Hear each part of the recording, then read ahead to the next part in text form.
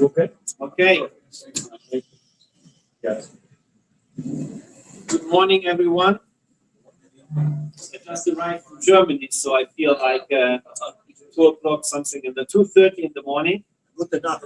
Gute Nacht. It's exactly 8:33 in Miami, meaning 3 minutes. We're starting too late, which is very difficult for us Germans, because we are very much on time. Before I start my presentation, I would like to ask, I already see that some people here speak German. So who speaks German here? Okay. I always ask him because one of the first lectures I did was also in Florida, and later after speaking like for an hour, I found out that nearly everyone spoke German. So even if you don't speak German, you might speak a little bit of Yiddish. And you know that Yiddish and German are very close to each other, but I want to tell you that there are some words in Yiddish that have a totally different meaning than German. They give a very cute example. My favorite example is the famous Yiddish expression, schmusen. Schmusen in Yiddish means to talk to each other, and the Germans already laughing. Schmusen in German means to kiss, to hug, and perhaps a little bit more. How I found out, I was in yeshiva, I was in Israel, I was in Tel Aviv. Friday night, I went to a big synagogue, I knew no one, and Baruch Hashem, after the davening, an old Jew comes to me and he invites me to his house for Kiddush. And on the way out, he tells me, and after the Kiddush, we can schmoozen a little bit. I didn't take the invitation. And later I opened up in the yeshiva and everybody started to laugh and said, no, you want nothing bad, he just wanted to talk to you. So if you have more questions later, feel free to come for schmoozen after the program. Yiddish schmoozen. Yiddish schmoozen, of course. Daughter is here, yeah. Also the gates. Yeah, the gates, yeah. It's different. Also difficult. The Jews are back. By now, it's 86 years, if you know the calculation, after Kristalnacht. And Kristallnacht was on the 9th November 1938. And the first time I ever made this presentation was in a huge synagogue in Toronto, 613 seats, amazing. And when Rabbi Kaplan, he made his introduction to my presentation, he told over a story which since then I'm always using as an introduction to my presentation. Years and years ago, Rabbi Mendel Kaplan from Toronto was part of a Jewish delegation to visit Benjamin Netanyahu, together with then Prime Minister of Canada, Mr. Harpert. And in this Jewish delegation, there was a Holocaust survivor. And this Holocaust survivor, after the war, he swore to himself that he would never, ever go back to Germany. Unfortunately, he didn't know that they were not flying with a normal airplane, they were flying with a military plane. And the military plane can't do it. The whole thing, Toronto, Ben Gurion, non-stop. So they had to have a stopover. So where was the stopover? In Cologne. A couple of hours into the flight, the plane goes down, the Holocaust survivor is looking out of the window, and he is so happy. So they ask him, why are you so happy? Said, you see, all my donations to Keren Kayemet, you know, Israel became so green, unbelievable. So I told him, no, it's not Israel. This is Germany. We have a stopover here for 2 hours, and then we go to the Holy Land. It was like Germany. Yeah, Germany. Said, my feet won't touch dirty German soil. So I apologized. We didn't know, we didn't told you, but that's just the way it is. Welcome to Germany. Please stand up. Everybody needs to leave the airplane. But we all know Jewish mentality. I don't leave the airplane. My feet won't touch bloody, dirty German soil. Rabbi Kaplan tried, no chance. Stewardess tried, no chance. And it became an argument, screaming. President of Canada, Prime Minister of Canada, on the way to leave the airplane, is hearing this fighting in the back, and they're telling the story.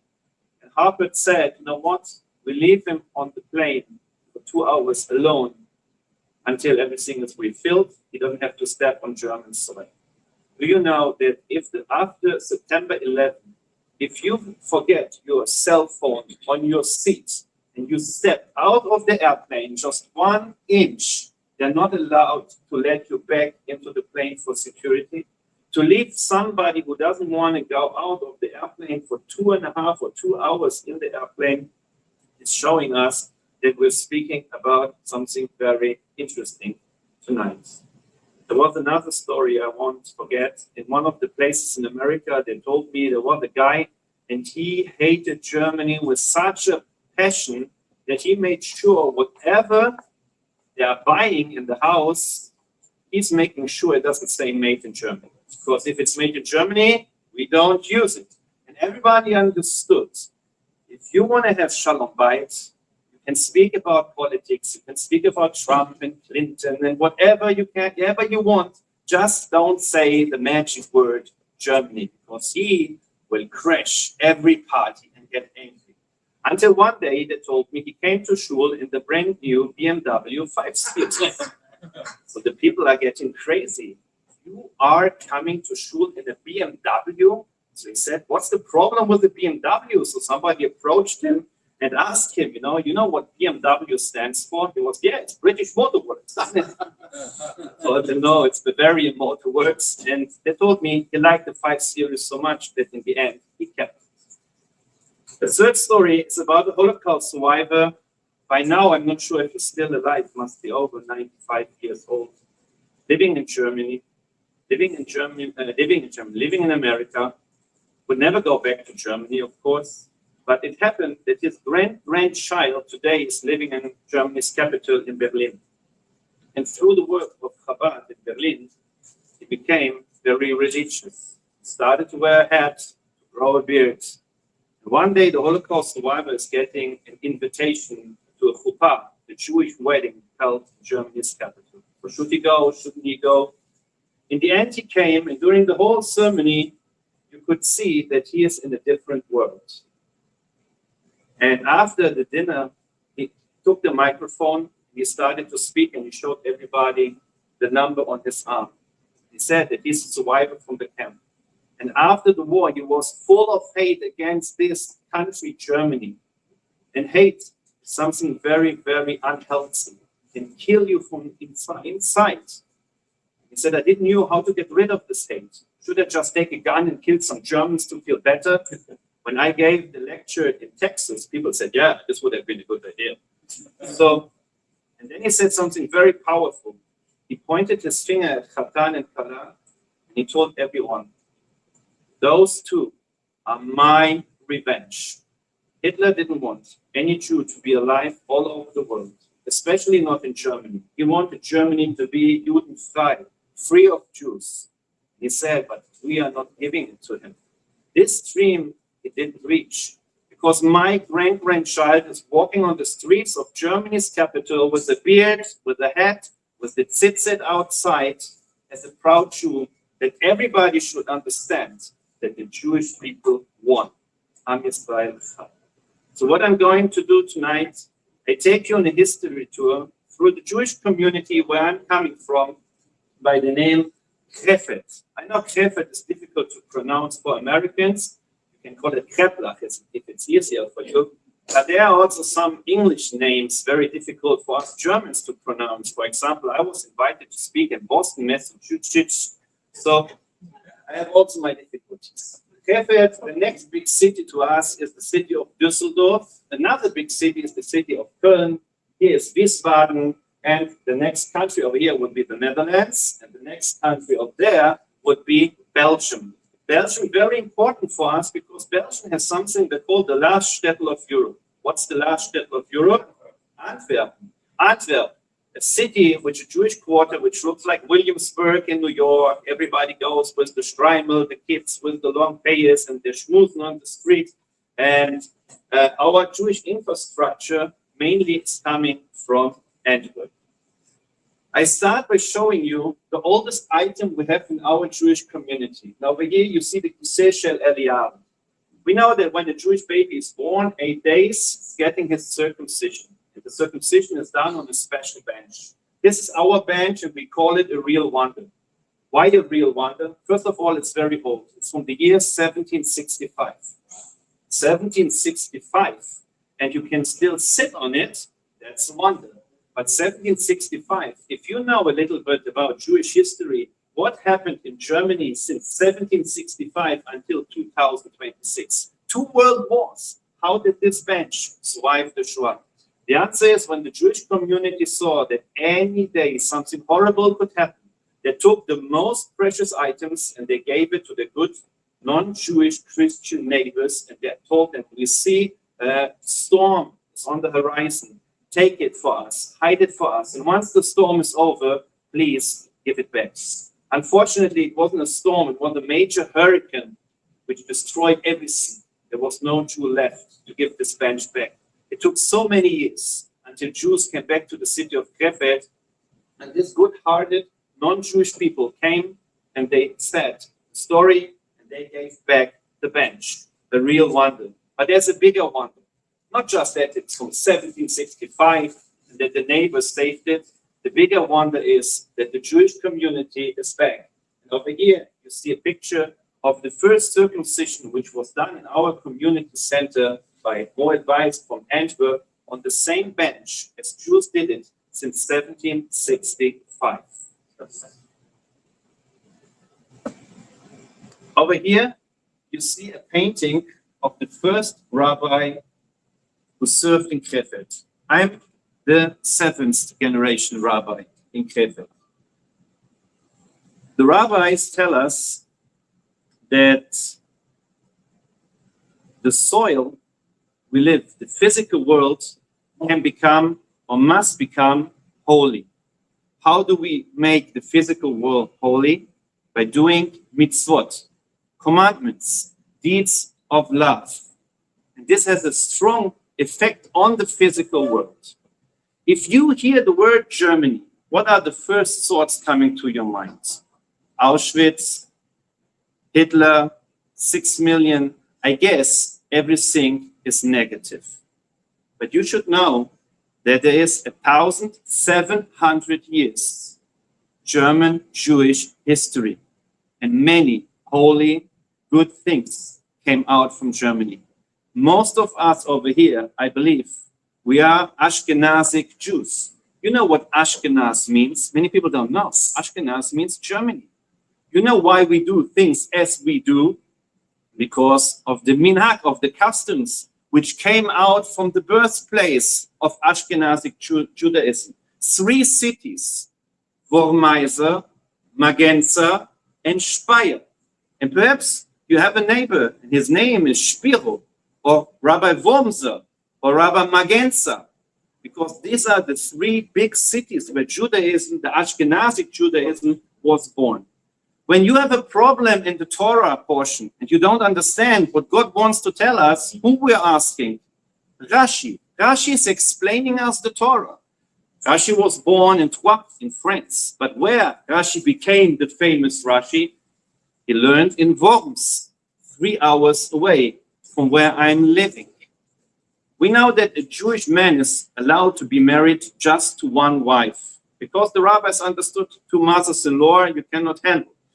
Where this law is coming from, it's over 1,000 years that a rabbi in the city of Magenza, Rabbi Gershon, made this takana, which we all keep, or nearly all Judaism is keeping. And when you come to the old Jewish cemetery in Magenza, Mainz, today, you can still see his tombstone over 1,000 years old. So there's a lot of holy German Jewish history as well. We Jews in Krefeld, we believe that our foundation was made, our holy foundation, which is helping us to be Matzliach, successful in rebuilding Judaism, was laid by Rabbi Yehuda Leib Karlburg, who was the Av based in Krefeld until 1835. If you like history, 1835 should ring a bell. Which bell? The bell of Napoleon Bonaparte. Napoleon Bonaparte had this idea of creating something the Jews had in the times of the Beit HaMikdash, the Sanhedrin. The Sanhedrin was a big court consisting from 71 rabbis. And he had this idea, hey, the Jews of Germany, of Europe, they should have the same thing, as in the times of the temple.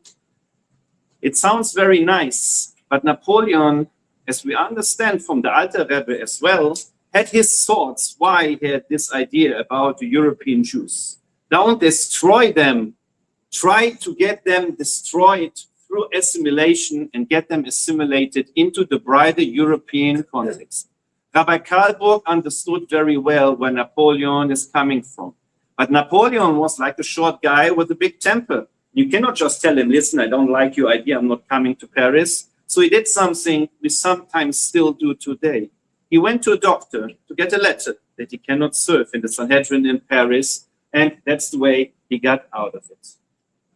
The Nazis did not destroy our Jewish cemetery on our city. But what the Nazis did in the end of the war, they had something called Metallaktion. They came to the Jewish cemeteries and they stole everything which was metal because they needed the metal for bullet production. So when Jews came back to our city, they were happy to see that the cemetery wasn't destroyed, but you had no idea who is buried where because many metal letters were stolen and the archive burned down on the 9th November 38. A non-Jewish professor for Judaism worked the whole year on our old cemetery, taking pictures of all the tombstones. And on the computer, through the shadows, he was able to recreate the German and Hebrew text, and he published the book. I became the rabbi in 2007. I find the book, and I see, wow, the grave of Rabbi Karlburg, Kivret Tzadikim in Krefeld. And since then, we're going, if there's tzuris in the Jewish community, there's always tzuris in the Jewish community. We go to the grave of Rabbi Karlburg. And over here, you see a picture of my daughter, Dina, Riva's sister, saying a prayer on the yard site of Rabbi Karlburg. After Rabbi Karlburg passed away, the community got a new rabbi. And this rabbi had something in his name most Jews couldn't understand. 2 letters, doctor. What's going on? You're a rabbi, you're a doctor. How you can be both? But here we're speaking about the times of Napoleon. Jews are allowed to enter the university and a Jew can become a doctor as well. Rabbi Ullman became world famous. So world famous that I'm pretty sure nobody here ever heard about him. So famous that nearly no Jew in Krefeld knows about him. But many Muslims in Germany, they know about him. How the Muslims know about him? He became famous for making the first translation of the Quran from Arabic into the German language. So now you might ask yourself why a community is paying a rabbi who's sitting every day translating the Quran into German. And I'm pretty sure many Jews in Krefeld had the same thoughts. After Rabbi Karlburg was Rabbi Dr. Bodenheimer, Rabbi Horowitz, and the last rabbi before myself was Dr. Arthur Blum in Krefeld until 27 December 1938. Over here, you see a picture of the main synagogue in Krefeld. When you come into our new community building, you see this picture very, very big. And every time when I have school children, non-Jewish school children, and I take them on a tour through the Jewish community, I ask them, what do you see on this picture? So what they all answer? A church. Why the Jewish community in Krefeld looked like a church? Very easy, because more or less, because they took the same architect to build the church around the corner. So why they did that? Because the Jews in Krefeld, and in many places in Germany, they thought, we Jewish people have a serious problem. What's our serious problem? It's called anti-Semitism. Everybody hates us. So why everybody hates us? Very easy, because we are different from everybody else. If we are going to be like everybody else, the hate will stop. If we are going to be more German than the Germans, they will suddenly love us. So let's be more German than the Germans. Let's have a synagogue which looks exactly like a church. Let's have a community service, God forbid, not in Hebrew. Let's have it in Hochdeutsch.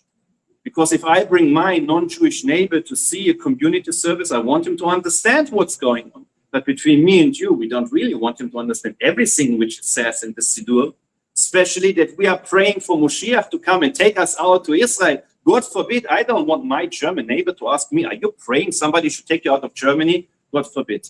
My Yerushalayim is Hamburg. My Yerushalayim is Berlin. Forget about the real Yerushalayim. So everything about Moshiach. Yerushalayim was kicked out of the Siddur. And one day, the board of the Jewish community came together for a board meeting. And until today, a board of a German Jewish community is something very, very holy. Works like this. You have the rabbi here, you have God here, and you have the board of the community on top. So one day they had this discussion, why so few people are coming to our community services? And the answer, because Shabbat is just not the best day of the week for Shabbat. So if we take Shabbat and we celebrate on Sunday, like all our neighbors, now we can have gefilte fish on Sunday, we can sing Lecha Dodi on Sunday. So it went so far that they even started to celebrate Shabbat, not on Saturday, but on Sunday. In those years, you had 1,800 Jews living in the city, or 1,500 Jews living in Krefeld. From 1,500 Jews, you had 130 Jews, mainly Eastern European background, and they were still following the way they learned Judaism from Rabbi Kalburg, from their grandparents, the way we know it from Moshe Rabbeinu through generations. And they called themselves Machane Yehuda, the camp of Yehuda, the first rabbi. They were also praying in this building, but not in the main place, in the cellar. They had a small place called a shtibel. One day, the board of the community came and said, dear Machane Yehuda, perhaps you could find a different place because it's, it doesn't look the way we would like to present. You come with your beards and with your hats and with your payas. You come on, you have the chutzpah to come on Saturday and not on Sunday. So perhaps you could find a different place. In this Machane Yehuda, there was a business person. His name was Mr. Rosen. And Mr. Rosen said, you know what, if they kick us out, I own a house in Krefeld on the street called Westland number 20. And we will have a little renovation over here because I have an empty apartment and this will be our new shtibel. That's what they did. And every Shabbat, they had up to 100 people over there davening. And on the high holidays, they had over there 150 people praying over there. The last service they had was Purim. Huh? Well, you know how it's packed, right? So the last service they had was Purim 1938. They read the Megillat Esther, and then they closed down Westwall number 20, and the Rosen family ran away. First, they ran away to the Netherlands, then they got caught, and then they were sent to a concentration camp, survived the war, and later lived in Switzerland. In the year 2012, Mr. Rosen, born in Krefeld, had this dream to go back to the city of the Machane Yehuda, and in 2012, he came. And his dream was to go back to Westphal number 20, to go back into the apartment. So I said, Mr. Rosen, today a normal German family is living over there. They have no idea that their apartment used to be a shul before the Shoah. He said, I don't care. Let's just go ring the bell and ask them that they let us in. I said, Mr. Rosen, it's not Israel. In Israel, you go to a random house, you knock the door, you say, can you make me a falafel? Say, yeah, bevakasha, come in.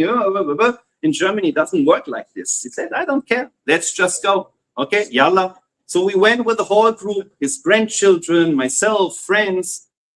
We come to Westphal number 20, we ring the bell, and the wonder happened. A German fellow is opening the door. He gets the shock of his life. Minyan is ready for Mincha, standing outside. And Mr. Rosen, in perfect German, explained that this apartment used to be a synagogue before the war. It would be so meaningful if you could once again see it from inside. And the wonder happened. He said, no problem, come in. He didn't make a falafel, but he let us in.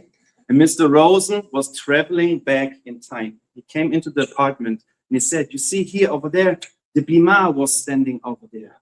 You see, come to the window, see in the garden, our little sukkah we made over there. And then I remember in one of his sentences, he stopped and he stared at the door and he started to cry.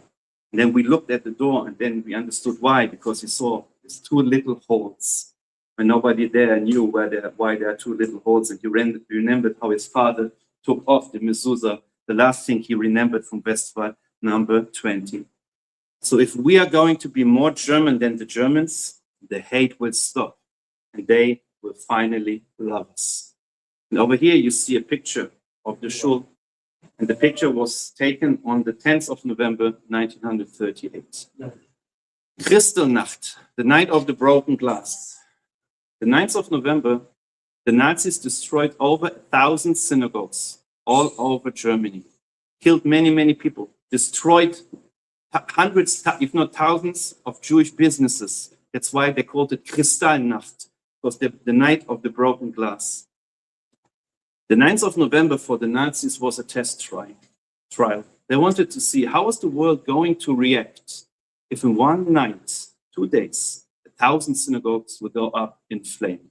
Are we going to see marches on the streets of Germany? What's Russia going to say? And most important, the United States. What are they going to say? What's the Pope going to say? What's the Queen going to say? What's France going to say? And then came 10, 11, 12. And you know what? The world was totally silent. I gave this speech in the Holocaust Museum in Detroit, and they had a big exhibition on the 9th of November. Huge boards showing copies of the American big newspapers, Washington Post, New York Times, to show how much space the New York Times gave on 10 or 11 days. They gave such a small article on page 35, whatever. And the Nazis understood, hey, we can take away all the rights of the Jews, nobody cares. We can burn the Jewish books, downtown, city center, no one cares. You know what? We can burn the synagogues, no one cares. And if we burn the Jews, nobody will care as well. And unfortunately, the Nazis were correct. Nobody cared. At the end of the war, Baruch Hashem, the Allies, the Americans, the Russians, the British, they came and they won against Nazi Germany. And they liberated the concentration camps. But they didn't come, lechatchila, to stop the Holocaust, to open the camps. It was part of the war against Nazi Germany. And they came just when everybody was pulled into the war. Nobody dared to send one airplane, one little bomb, drop on the train tracks going to Poland, which could have made a big difference. Nobody was interested. And the first step over there was the 9th November, 1938. A second synagogue in our town, in a place called Krefeld, got destroyed on the 10th of November. Everything is gone today from this building, as from the one before. Besides this synagogue, those 2 stones, they survived the war. In the year, I think 2005, 2006, an historian is coming to our community, and she's coming with this picture to our president. And she said, you know, you see those 2 stones? I found them. Where you found them? There is a business, and this business has a parking lot, and those 2 stones are marking the entrance to the parking lot. And when we heard about it, same day we called a company, a business, a trolley, a truck, and the truck came to take those 2 stones back home. But this is Germany, it's not India, you know, you just go there and do whatever you want. So this is, everything is law and order in Germany. It took a couple of minutes and the German police came asking, what are you doing? Dismantling a parking lot. The president took this picture. He went to the policeman nearly nose to nose and told him, you see those 2 stones? Today we found out it's our stones and we take them back home. You know what the policeman said? He said, I think you are 100% correct. He went into his police car, no report, no questions asked. We just took them, and today they're on display in our Jewish museum. When the synagogue next to Krefeld was burning on the 9th of November, the priest was living on the other street side. And when the priest saw what's going on, he ran into the building and he saved the Torah scroll from the fire and from the Nazis. If you save a Torah scroll from the Nazis, 1938, they beat you to death on the street, or if you're lucky, you wake up in the concentration camp in Dachau near Munich. It was very, very dangerous for him. He did it, and he had to hide it. And unfortunately, where he hid it, moisture came to the Torah. And we all know the law, if one letter is missing, it's called pasul, you have to repair it. But even by looking at the picture, it's in such a bad shape that you cannot repair it anymore. And what we do, we bury it on a Jewish cemetery, like if a person died. we made a decision not to bury it, but to put it on display in our museum to show the whole world that even in the darkest times of the Jewish people, there were always good non-Jews who stood up and tried to make a difference. And that's why the Sefer Torah is very holy, because it's a Torah, but also holy because somebody just did the right thing and risked his life in order to save a Torah scroll. The place where the synagogue stood, which was destroyed by the Nazis, today it's called Platz der Alten Synagoge, and this is our memorial, place of the old synagogue. 6 stones in different sizes, a symbol for the 6 million, different sizes, a symbol for the Jewish family, which got wiped out by the Nazis.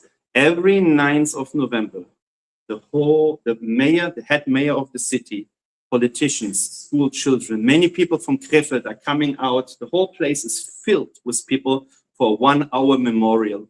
Non-Jewish school children preparing poems or preparing speeches about what they learned, what happened on the 9th of November, to every year remember what happened and to make sure that it, B'ezrat Hashem, should never happen again.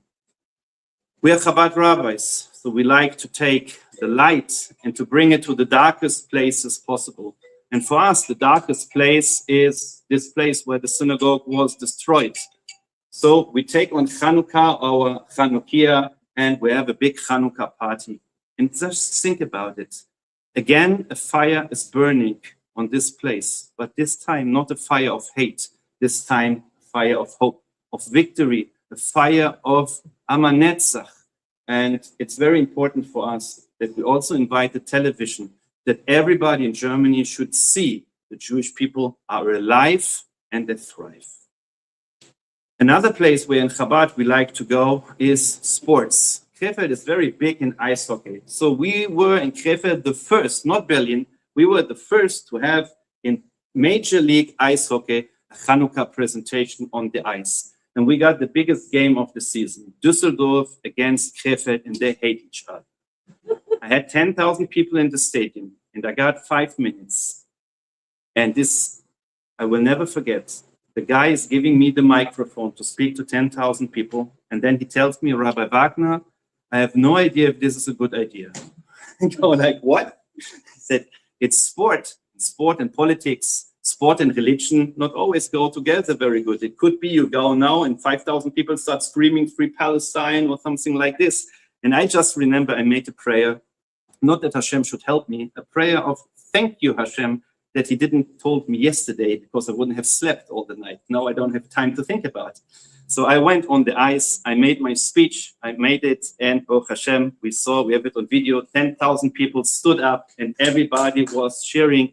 And it was called, I think in English, it's also called a litmus test. Because in the stadium, you have the doctor, you have the lawyer, and you have the mishigoyim, you have the drunk guy, you have everybody together. And if you see that the people stand up and cheer like this, I'm not sure how it would be today after what's happening. What year was that? 3 years ago. Oh, only 3 Yeah, only 3 years ago. But this, I don't know how. October 7th. It was 3 years ago, shortly before October 7th. Yeah. Okay. And I don't know how it would be today, but at least 3 years ago, it was a very, very warm and positive feeling. We make sure when you come into the city of Krefeld that everybody should see the Jewish holidays, what's going on. And I'm skipping the next part because I'm pretty sure later you have questions about anti-Semitism, etc., then we can come to this topic. But before I would like to speak about this. Many people in America heard about the stumbling stones, Stolpersteine.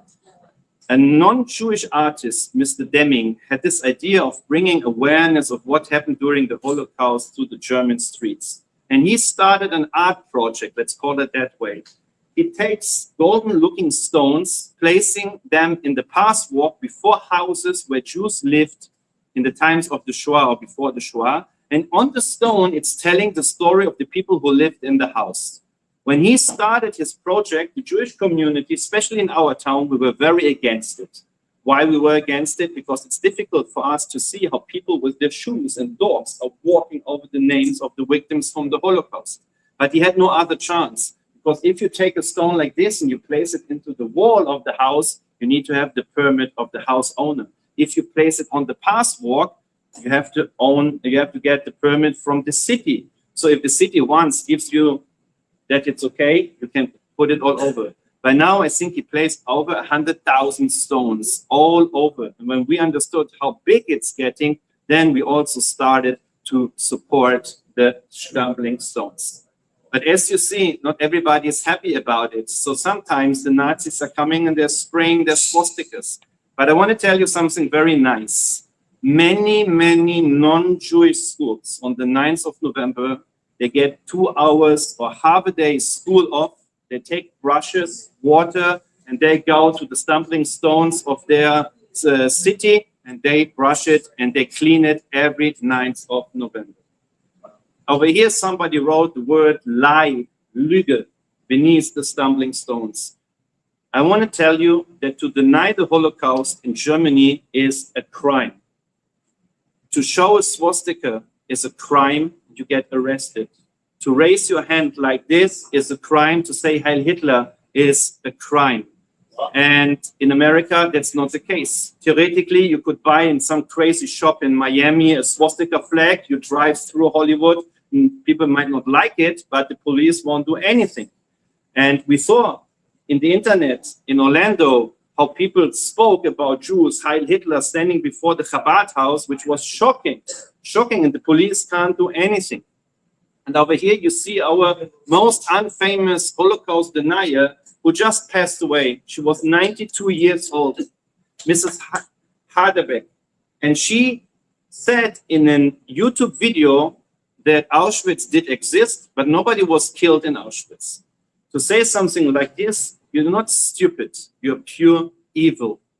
And it's also against the law. So Mrs. Haberbeck, she was sentenced, even though she was over 90 years old, she was sentenced to 2 years in prison, and she was sitting in prison for what she said. So let's go back to the story. After the Holocaust, it took so many years. We jump into the year 1981. 1981, again, 130 Jews, for whatever reason, back in the city of Krefeld. And they restart a new Jewish community. But they had a big problem. The problem, mostly old people, not too many young families. And then they saw so few people are coming to the community service. It happened Yom Kippur, and they couldn't get a minyan together. 9 people showed up. 9 people, that's a death sentence for a Jewish community if you can have a minyan for Kol Nidre. So they made a decision, a discussion. Should we keep the community open or should we close it? 2 people like always fighting each other. And the one who wanted to close, he was a mathematician. And he said, you know what? I make you a statistic. Put everything together. What's the future of our Jewish community with 130 members and so little under 40 years old? There's no future. And the other one gave him such a beautiful but true answer. He said, you know, don't speak about logic, mathematics, statistics, and the Jewish people, because logic and Jewish people don't go together. And he's very right, because if the laws of nature and the Jewish people would get together, we wouldn't be here. We wouldn't have a Jewish state in Israel, because it's impossible that you have a Holocaust in every generation and you come out of it just a little bit later, more strong than before. See when the state of Israel was established. So we keep the community open. He wasn't a prophet, but just a couple of years later, the world started to spin in a different direction. 1989, Berlin Wall fell. Millions of Jews, Russian Jews, behind the Iron Curtain, finally free to leave Mother Russia. And it seems most of them left right away from Russia to Brighton Beach in New York. Many went to Netanya, to Tel Aviv, changed Israel, and many of them came to Germany. And now the Jewish community of Krefeld had a different problem. The synagogue, which was much too big for 9 people on Yom Kippur, became too small because we had over 1,000 new Jews. Jews and statistics. Jews and the logic just don't go together. So now we needed a bigger building. And now we have an unbelievable story. I take you back to the 9th November 38. The synagogue is burning. A non-Jewish lawyer is walking back with a small child, I believe by the age of Reva. And they come around the corner and they get a shock. They see the Jewish community is burning. They're both not Jewish. He's going on his knees. He's whispering in the ears of his son, "Open your eyes," I quote, "never forget what you see. They burned the Jewish community. And promise me you will never forget my words." And then he said twice, I quote, "One day we will rebuild. One day we will rebuild." Fast forward so many years. The Jewish community has so many new Jews. The building is too small. And this little child, as his father, became a very wealthy, perhaps the most influential person in the city of Krefeld. And he remembered what his father told him on the 9th of November. One day we will rebuild. One day we will rebuild. He approached the Jewish community and he helped us to get together 14 million euros to build a big Jewish community center, which was opened on the 14th September in 2008. And over here, you see a picture of our shul in Krefeld. Last year, we had to make a security camera into the shul, and we couldn't do it because there's no Wi-Fi connection in the shul, which is like the most amazing thing for a rabbi if you don't have Wi-Fi connection in the synagogue. But for the camera, it was difficult because we couldn't have a connection. So what you do, you have to have a cable. So you drill through the wall to have a cable. And our housekeeper couldn't drill through the wall. So we asked a professional company to come and they broke 2 drills. What's going on? And then they told us, because all the walls are made from metal inside. And later we found out why. Because the person who helped get the money together remembered as a child the synagogue was burning. And he said, this shul we are building will never burn again. Amazing. So time repeating. They couldn't get together a minyan of 9. Now we have 200 people, Baruch Hashem, coming to the high holidays. This is a picture a little bit before the start of Yom Kippur. Those windows were made by a famous artist called Thorn Precker. And they were destroyed on Kristalnacht, 9th of November, in the old shul. But the company who did those windows 1901 is still in business today. And when they heard Jewish community of Krefeld is getting a new building, they had this great business idea. Let the same company who did it in 1901 redo the windows. And then we got from the same companies the windows back in the year 2008. By now, we have a vibrant Jewish community. You see my daughter Dina, by now she's already 18. And we have also a restaurant in our community. So we have Russian Jews. And if you deal with Russian Jews, it's different if you deal with American Jews, Moroccan Jews, Iraqi Jews, because the Russian Jews were cut off from Judaism for so many years. It's unbelievable that we have a 70-year-old Russian Jew who knows less about who he is than a 7-year-old non-Jewish German child who learned about Judaism in a German non-Jewish school. So the Rebbe understood very well that now, when the Russian Jews are coming to Germany, he needs to send shluchim to Germany as well. And the last thing the Rebbe was dealing with before he got the stroke was Germany.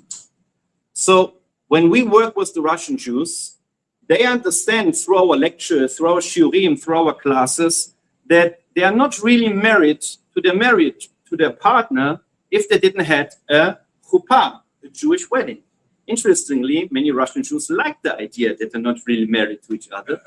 But some of them, they say, I love my partner, Rabbi.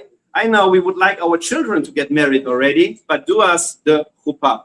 And over here you see some pictures where there were already a little bit older. The oldest wedding I did, they were, I guess, over nearly 90 years old.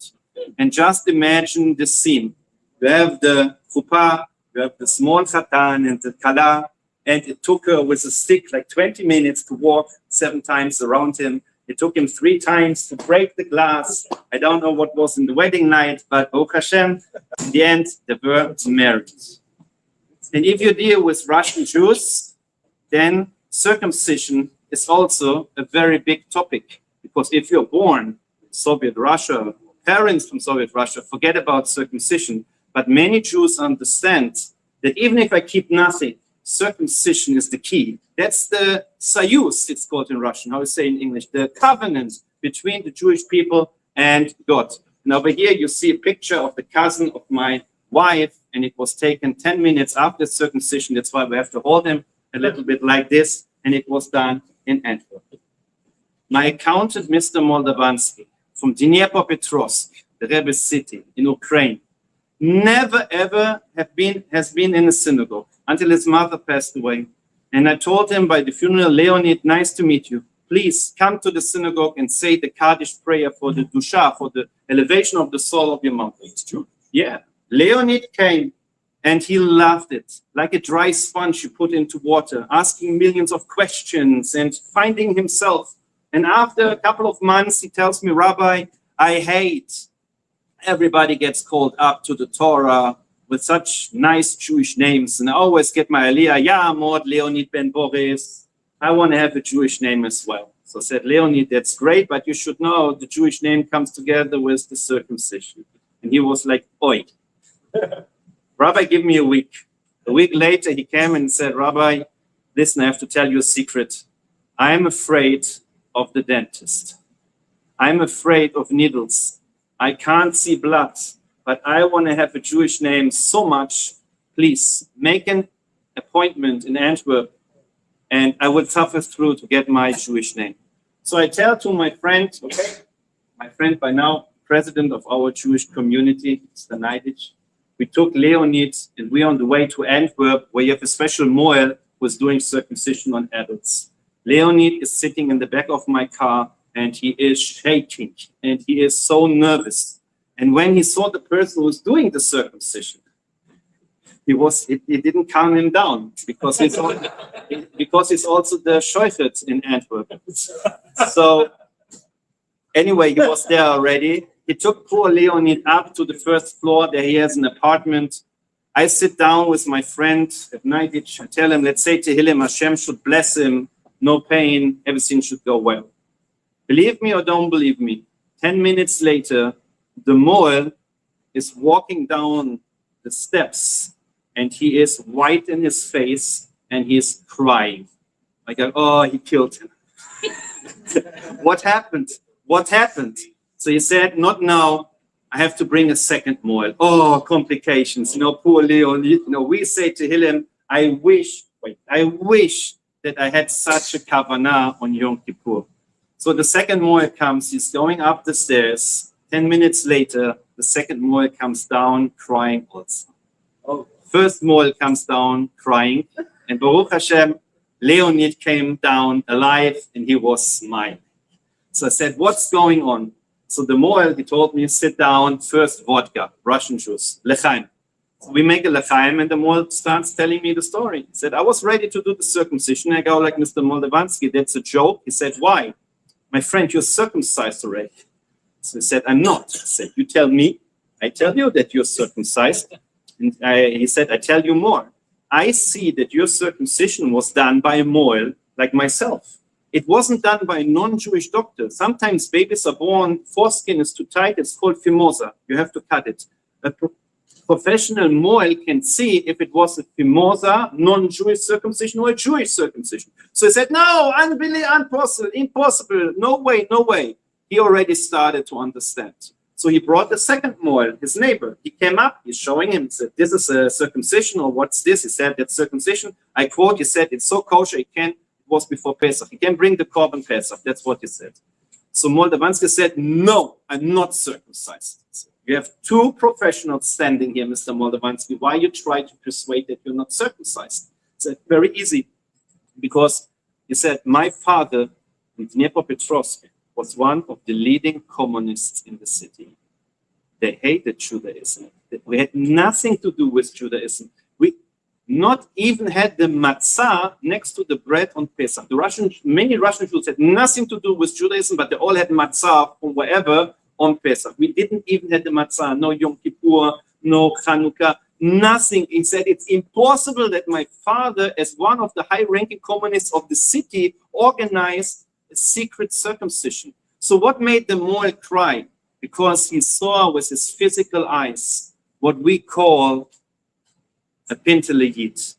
Pinteleyid means you can be as far as you wish from yourself, but there is this little spark inside of you, and it's bothering you, you know, like a fly, you know, like, you know, it's making you crazy. And it seems to be that this holy communist father, when he was holding his little baby, perhaps he remembered his grandfather, who was a shofet, his great-grandfather, who was a melamed in the shtetl, and somehow he organized such a secret circumcision that it took the child 50 years to find out himself that he was circumcised. The power of the Jew. Krefeld, Baruch Hashem, also got, through the help of the Merkaz Rabbanei Europa, new mikveh. Women from about like 100 kilometers are coming to use our mikveh. Yeah. So I skip the next part. If I come back to it, if you have questions, and I come to the end where you see this picture. You all know aspirin, how it's pronounced, aspirin. It's called which company? Bayer. You know that Bayer had the company in my town, Krefeld, before the war? Yes. And when Bayer, they had a problem. Bayer was getting bigger, and they had to make a bigger company, but there was the Jewish cemetery next door. So they came to the Jewish cemetery, and they bought it for like 1,000 Reichmarks. That's if it's like I buy one of the skyscrapers right by the beach for $100,000. So everybody understand it was forced. We had to dig out all the bodies and put them on a new cemetery. So by now, Bayer became a supporter of Chabad Berlin.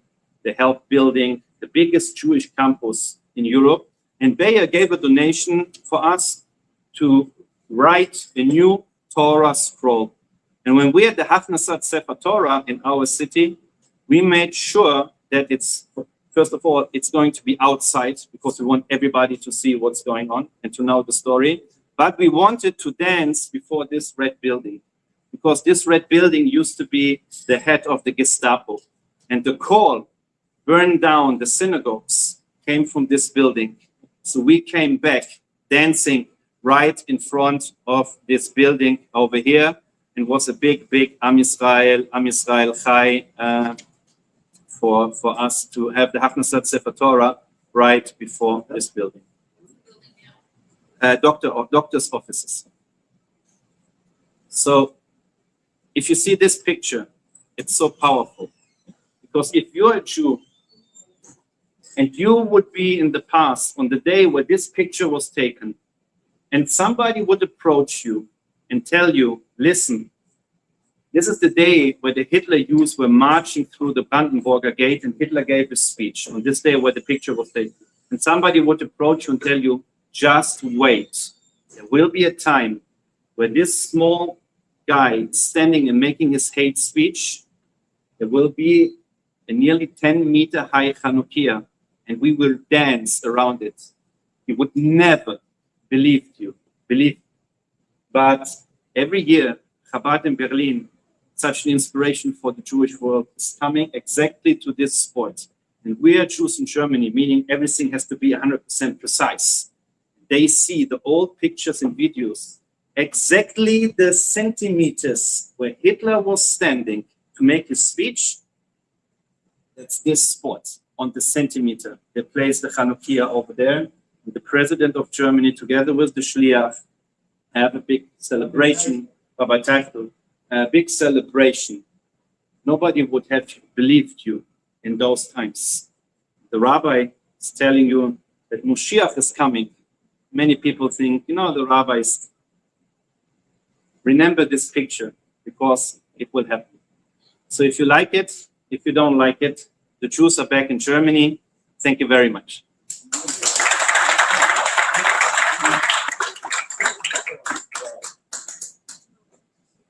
Jet lag. Yeah, now the jet lag works for us. Maybe, perhaps we can, if you send it around. I'm gonna say it's always Right.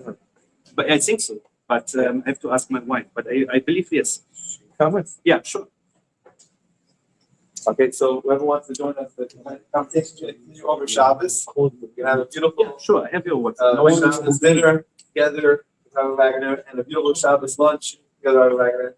So this Shabbat. Any questions? Smooth. Did you know that Bayer made a public announcement here in the United States for 1 minute? And they said, the president of Bayer said, we acknowledge what we did in Germany. We used the Jews as experiment on Bayer aspirin to find out what the effects were. And we are paying restitution to the families of the victims that we used. I haven't heard about it. Yes. Bayer. I'm not so sure that Bayer and Germany has the same company. It has to be. They said that they use the Jews as an experiment. Yeah, that's for sure. In Germany, so it's got to be the same. Yeah, then yes. They took 1 minute to do it. And I have a say, question. Rabbi, I have a question. Germany was the birthplace of Reform Judaism. How is that playing today? The Judaism today is not a continuation of the Judaism before the Shoah. Also in the customs of the communities, it might be that the exception is Frankfurt and perhaps Hamburg, because it had very strong Jewish custom. But most of the communities today, it's a totally new world, because most of the community, as we understood since 1989, are made out of Russian Jews. So we have to understand that without the perestroika, without the wall falling in Berlin, there would be no Judaism today in Germany. You would have a small community in Berlin, some Jews in Hamburg, some in Frankfurt, some in Munich, and that's it. By now we have, I think, it's always difficult to give numbers, but I think we have like 200,000, over 200,000 Jews living in Germany as community members. I heard just in Berlin, there are like 10,000 Israelis just in Berlin. You hear Hebrew on the streets and falafel is opening right and left. And Baruch Hashem. I just wanted to make a comment to this. I was born in Germany after the war in 1951, and the Jewish community in Hamburg then had only 180 members.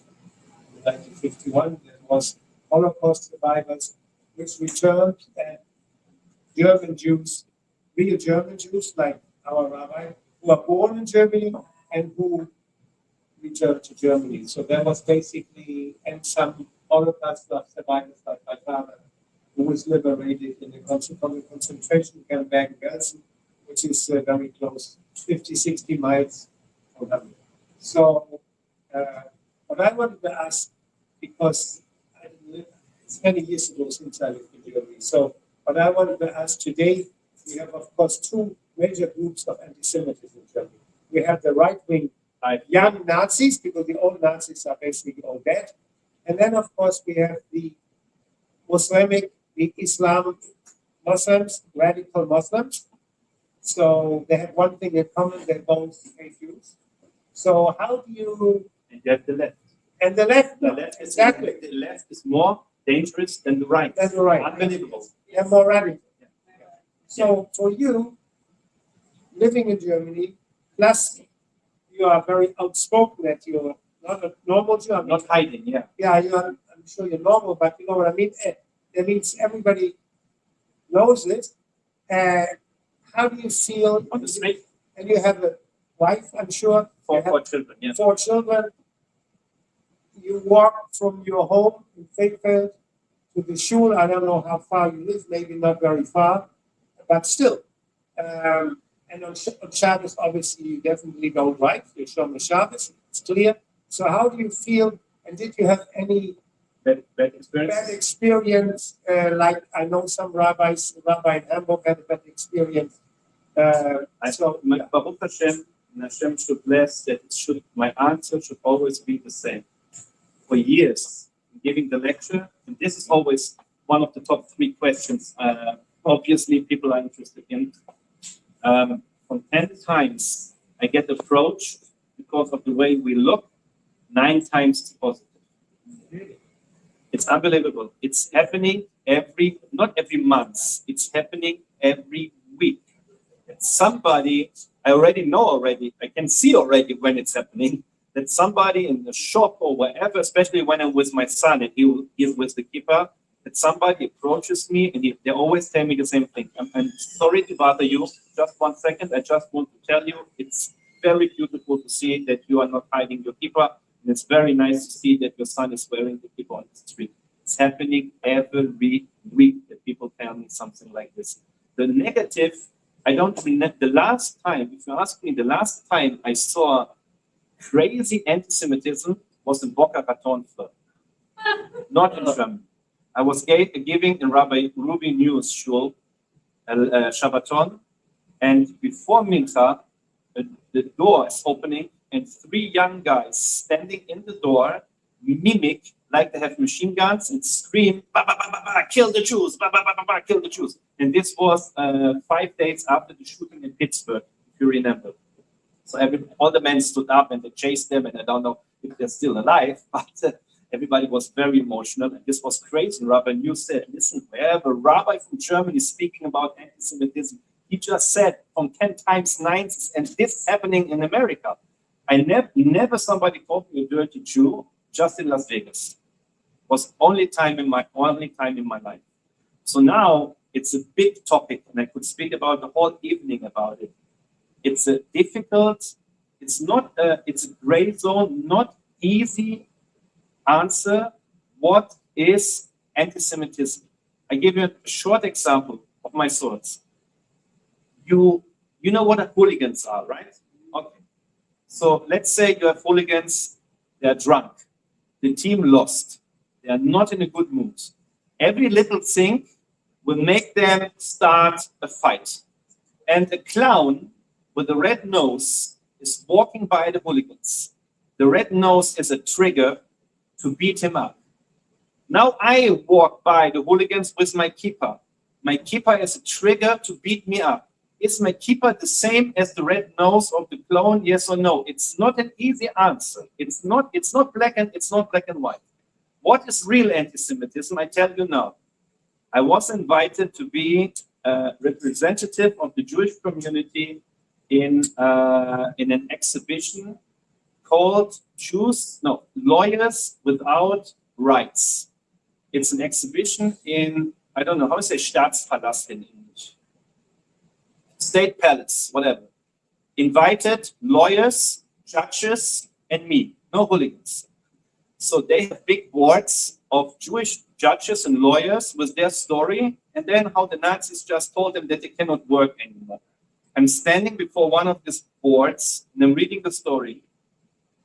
Next to me in the suit, a lawyer reading the same text looks at me and says, it's horrible what the Nazis did to the Jews, but I want to tell you what you're doing to the Palestinians is the same thing. This is real anti-Semitism. This is not the kippah and the red nose. This is real anti-Semitism. Then there is anti-Semitism where the people don't know that they're anti-Semitic. I'm invited to speak to non-Jews about kosher. I give a tour. So I explain what you have to do in order that the product is kosher. You have to have a mashkiach here, a control here, and this and there. So somebody said, listen, if there's so much manpower in order to get the product kosher, this means that the product must be more expensive than the non-kosher. So I said, yes, it could be that it's double price because it's kosher. So an old lady said, but that's not a problem because all the Jews are rich. Yeah. Amen. Yeah. So I wish she would be right, but unfortunately she's not. She didn't mean bad.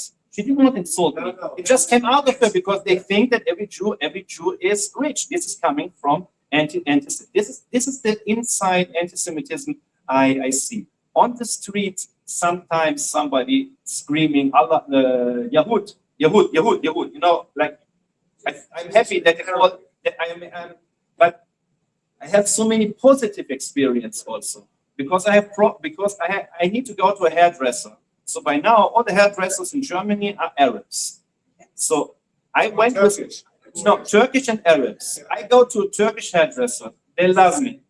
I remember when Shimon Peres passed away, I had to cut my hair, and the whole saloon came and they all made me like, we're so sorry, we're so sorry. Then what happened? What happened? Shimon Peres passed away, So they were very respectful.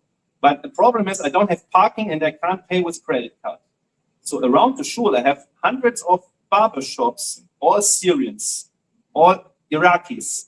So it's Shabbos is coming. I don't have time to drive to my Turkey. So I said to my friend, let's just go in one of the shops.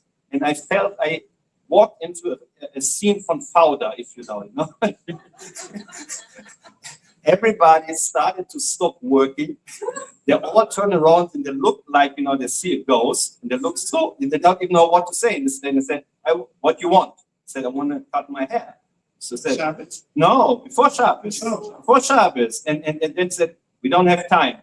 So I feel already they don't want to cut my hair, but now I'm already inside. I'm not showing them that I'm afraid. With my son said, I have time. I sit here. So they didn't know what to do. So it will take an hour and a half, he said. I said, okay, then I don't have time. I went to another one. So I went to the other around the corner. The barber comes out with such a long beard, also from Syria, and he was the sweetest guy ever, really. About the payers, by my son, how I cut it there and this and this. So you have people there, intellectuals. You have people, they have good people, you have bad people. Germany let in 1,200,000 Syrian refugees into the country, I think 2012, 2015, without any security protocol, Syrians and Afghanistan. And it's not 1,200,000 terrorists. They say it's perhaps 5% terrorists. But if you know mathematics, 5% from 1,200,000 is a lot of problems in the country. So I had also my good experience, my bad experience, but again, it's like 9 times positive and 1 time negative. The problem is the 1 time negative, because the 1 time negative can be deadly. So that's the thing we always have. I have one more question about the synagogue. You built the synagogue, and you said it was done by donations. In other cities in Germany, by donations. I don't remember many Right? donations. Many donations, 14 million, right? Euro. Was it euro? already? Euro. It was already- Sure, it was 2007. So, yeah, that was 2008. cost euro. Other synagogues, they got the synagogues rebuilt and the city paid for it.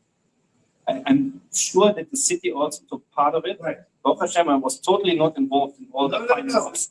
So the gentleman, when you came back to the Stiebel Yeah. building, he owned the building before the war. That's how I No, understood. it's a different building, totally different. No, building. no, but the Stiebel, The Stiebel, yeah, he owned the building. Best by 20, yeah. Yes, and then he made Stiebel in this office building for Orthodox Yeah. people. When he came back, he went to this apartment and it was occupied. But normally he should have got the building back after the war. I'm not sure. I really never Yeah. asked. I know that many people go and they claim their If building. it was taken from him. If it was he taken, didn't it could, sell it could be that they sold it before they ran They away. sold it to before. Yeah, this could be that they sold it. But what I want to tell you is, I became the rabbi in 2007, and I told you in the beginning about the cemetery and about the book. So since 2007, I'm meeting people from all over the world, from Australia, coming to Krefeld because they're looking for the graves of their ancestors who were buried in Krefeld. And nearly everybody I'm meeting, and they went to the synagogue, which looked like the church. It's not Jewish anymore. It's like my Jewish grandfather, my Jewish grandfather, something like this. The first and nearly only person I met, very few, but religious, was the Rosen family who made Vespa number 20. And them their grandchildren and great-grandchildren living in Antwerp, they're all Jewish and all religious. Everybody who went to the Westbahn number 20, to the Stiebel, they brought the Judaism into the next generation. And when I spoke about this in Arizona, somebody stood up in the audience and he said, I want to apologize to stop the lecture for a second, but he said that he's a descendant of Westbahn number 20 Jews, and he showed everybody wearing his tzitzis. So from there, you see that the Reform were not able to bring the Judaism into the next generation. Very, very. The philosophy, of course, that Jews are back in Germany is what we experienced just 2 days ago. We went to the Holocaust Memorial in Miami Beach. I don't know if you've ever been there. The hand which goes up in the sky, for me, one of the most powerful Holocaust, much better than the one in Berlin with the stones. I think find this very whatever. And there was an event for Yom Hashoa. Yeah. And there were Holocaust survivors telling about their lives. And the oldest one was 101 years old. And he spoke where he was born in Poland, and which concentration camp he was. And of course, then he came to America relatively late. Because he's 101 years old, by the time he came to America, he was not that young anymore, right? Because he's born 1925. So the time he came 56 or something, so his English is very nice with the Yiddish English. And then I went to him afterwards and I said, I'm sure you have Yiddish, no? Yeah. I said to him, Abraham, das Gläubiger soll, das liebt zu reden Yiddish, besser wie English. So he was laughing and he said, yes. And he said, I'm still here. Everybody who punished me, who killed my family, is dead.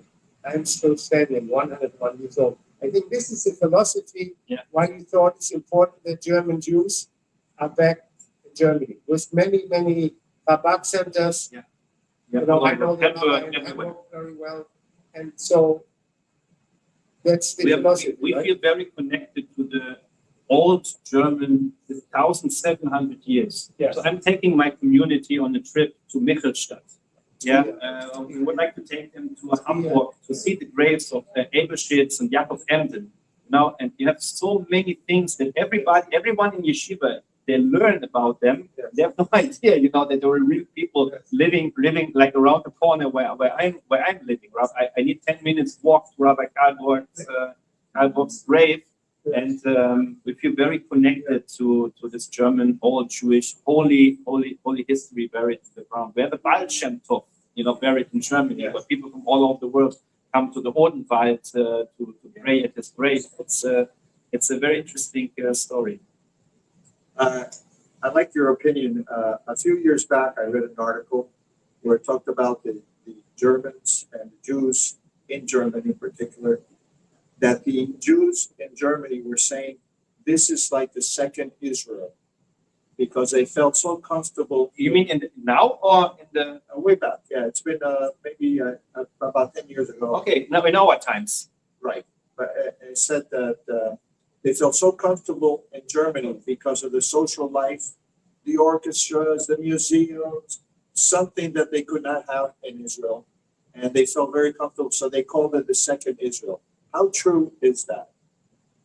It's very dangerous to say. If you say something like this, all the alarm should go on. That's what happened when I read that's the story about the Jews, who see this nice island and they jump from the boat into the river, into the ocean, and they swim to the island, which is so nice, and then they start to make a fire, and then they see it's not an island, it's a big whale. And it's getting hot, and the whale turns over, and many people drown. And Baruch Hashem, somebody are happy to go back to the ship. What's the deeper meaning of the story? The Jews, they always think, this is Poland, Pauline. Here is our Israel. This is Germany. This is Spain. It's always the same. It's the same story. Once you get very comfortable and you make your fire, the country starts to get a little bit hot and turning over. The story in the Talmud is like speaking about the future. I think Germany is a very good country for Jews to live in. But as in every country, it can change any minute. It's a democracy, and the democracy has the possibility to kill itself. And it's a very long topic, what's going on in Germany, as the gentleman just said. There are like three big problems for the Jewish community. Alternative for Germany, a very right-wing German party, the left, which is even more dangerous for the Jewish community, and the radical Muslims. And the Jewish community is in the middle. And this AfD, it's totally crazy, because the Jewish community and the AfD, they share perhaps 80% same opinions. That's crazy. In Germany, we have a program. If you don't know what to vote for, you go to the internet and it will ask you like 20, 50 questions, and then it will show you, according to your answers, you should vote, I love the ocean, I like the animals, you vote green. No money for the rich, everything for every left. And nearly every Jew is pressing enter, he gets like a shock, alternative for Germany. It's just, I always say like this, we agree, but like in a contract, you always have to read the fine print. And the fine print is very, very dangerous by the AfD, because if you see a party and the parliament says we have now, let's say, a minute of silence, remembering what happened on the 9th of November, and this party will stand up and they leave, it's a very big sign that you have to be very, very careful. It's kind of like what's going on in Poland, like the same thing, right? Yeah, they also have a problem. Yeah, because it's like they agree with Israel, the government's all good, but then you're not allowed to criticize the Holocaust. Well, I mean, like you're saying that the Polish were involved in the Holocaust. It's great. there's a law that's protecting Poland, we're the law, but it's not it's not equal to all of us. Yeah. And the media spreads this, and we accept it. Dr. Sean. So today, two diametrically opposed incidents happened. First, Trump signed into law that anybody or their family who's a survivor and their property was sold, whether it's art or anything, they will get it back. Wow. That was today. And the second thing today is that one of the MP, member of parliament in Poland, burnt the Israeli flag, Republic. I'm sorry. Wow. Yeah, so here it is 86 years later, and no, there's no change. So we're still, I think everybody who's Jewish feels that the pinch. And I mean, I have relatives who moved from Israel to Vienna, and they really feel the pinch there. Everything changed. Most things came, perhaps not changed. Perhaps most things came to the surface. It's something else after October 7th.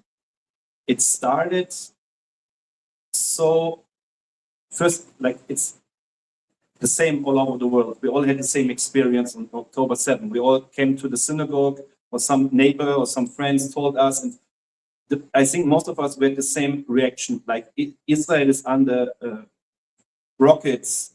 Okay, that was my first. Like, okay, I mean, it's happening all the time, Okay, so but then things came and everybody said, "You crazy? What? That's unbelievable what happened on October 7th." And everybody in Germany was very like, "Oh, we're so sorry, we're behind you, etc., etc."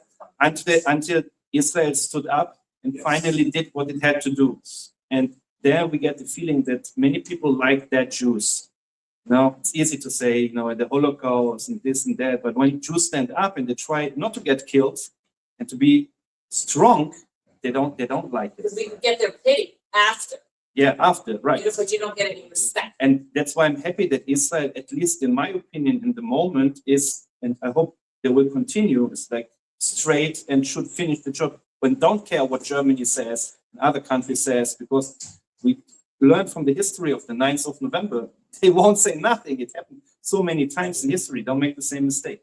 Like I said, everybody, I don't know how familiar you are with the St. Louis, which was the ship which left Hamburg in 1941, was turned away by the US. Yes. In the shores of Miami Beach, where the Fontainebleau Hotel wasn't there at this time, 5 miles just out to sea. And the United States didn't take one of 931 people on board, not even one. I read about that. and I'm a private investigator. Yeah. And for the law firm of Barry Snyder. And I read about this, and it was very disturbing, and I'll tell you what I read when I read it. This was a propaganda ship, of course, sent by Hitler. And the reason he did that, he filled the whole ship of Jews, gave them the best food, best drink, champagne, the whole works, treated them like kings. They brought them to the United States purposely. They docked in the United States, and Roosevelt didn't want to let them off.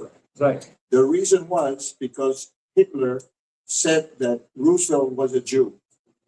So I'm telling you, so Eleanor said to Roosevelt, the husband, take him in. It's a human thing to do. Yes. And he said, no, the Nazis insulted me. I'm not going to let him in. Now, behind the scene, okay, this is the key. Behind the scene was Hitler sent all these people around the world. And he said, if you don't want them, I don't want them either. And what am I going to do with them? I'm going to kill them all. He wanted to prove that Americans are not willing to take in 931 people, and they were not willing. But I'm And they telling you, didn't take one. You're saying the same thing. No, it's not the point why he did. You said it was a propaganda thing. it is a propaganda. Yeah, but it doesn't matter. The fact is there were 931 people, and if the captain of the ship, who was non-Jewish, Captain Schröder, wouldn't have this amazing strength on the way back. He was a Nazi. No, he was not a Nazi. You should really, if you're a private investigator, Down. you didn't investigate very You didn't well. really- Sorry. Finalized, they didn't help us. We have to remember that wherever we are, we appreciate America. America can turn us in a second. And we also have to help each other because we only have each other. The only man solve. Yes. That's what it's it. Therefore, I think it's so important that Jews, doesn't matter if they are more religious or less religious or Chabad or whatever they think, should stay together. And that's a big problem now in this country, where you have a lot of Jews who are self-hating Jews. That's a fact. So we'll make. Self-hating. They hate. When Jews becomes that. If a Jew marches with Hamas supporters in New York, then obviously something is wrong with him. That's self-hating. Thank you very much. And everybody have one. Just like us. In the AFD party, it's split. Some people, like in the party itself, they support us, or some of them don't. In the Nazi, in the right wing In the party, right, AFD, they had the big billboard. Jews, don't be afraid. The alternative for Germany is backing you. Yeah. No, but I read specifically, there's like a split now. There's like some of them support Israel. Yeah, Some of them yeah, don't support. yeah, and some yeah. Everything is changing now. But that's- As I said, as soon as Israel is, they kill Israel and this, we love it. But as soon as Israel stands up in order to clean everything, then everything's changed. I have another question for you regarding Israel. It's something in Israel. Did you ever go to Far Chabad, Shiva? Did you know of Franz Zelenko? No. Since you're familiar with it. No. Thank you very much for. Thank you very much for coming out. Very well, you speak very well. Thank you. And you even have some humor as a German. Yeah. Very good. Now, I still haven't, besides my other passports, I still even have my German passport. Oh, So I saw it, and I have good humor also. So if anybody wants to join us for Shabbos dinner or Shabbos lunch, let us know. That's good. Sure. See you. My grandfather